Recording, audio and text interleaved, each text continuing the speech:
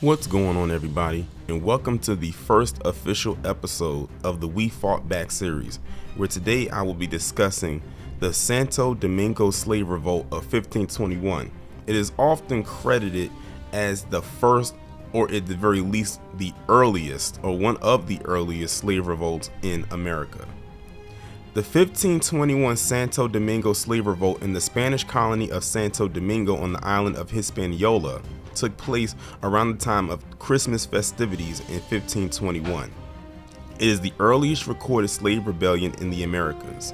Just days after the rebellion, the colonial authorities introduced a set of laws to prevent another uprising. These are thought to be the earliest surviving laws created to control enslaved Africans in the New World. There is some disagreement by historians on the precise date of the rebellion. Some historical sources state the rebellion took place on the first or second day of Christmas. Contemporary historians generally mark the anniversary of the rebellion as December 25th or 26th. Other sources mistakenly call it the 1522 Slave Rebellion. The rebellion started on the Nueva Isabela sugar plantation located today in the northwestern outskirts of Santo Domingo City, owned by the colony's governor Diego Columbus, son of Christopher Columbus. The text of 1522 slave laws describe that a certain number of slaves agreed to rebel with intention and purpose to kill all the Christians they could and to free themselves and take over the land.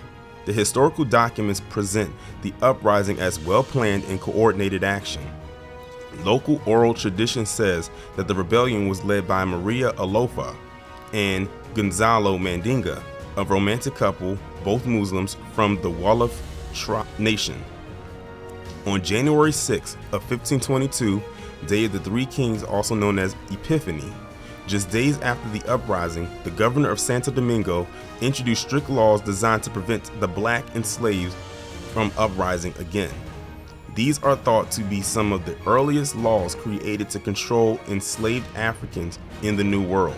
The 1522 laws restricted the physical movements of the enslaved, prohibited the enslaved from bearing arms and accessing weapons, required enslavers to keep strict slave registers, and introduced harsh punishment in the form of physical torture and execution.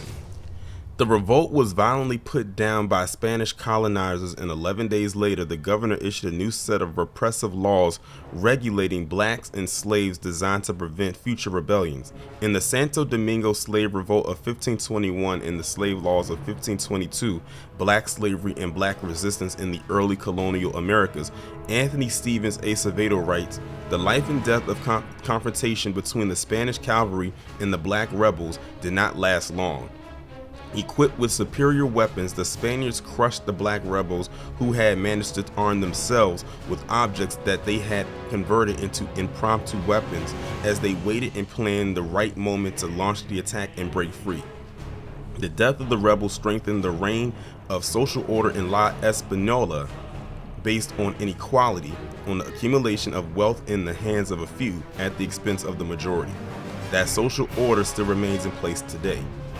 Nevertheless, the uprising established a precedent in the minds of everyone.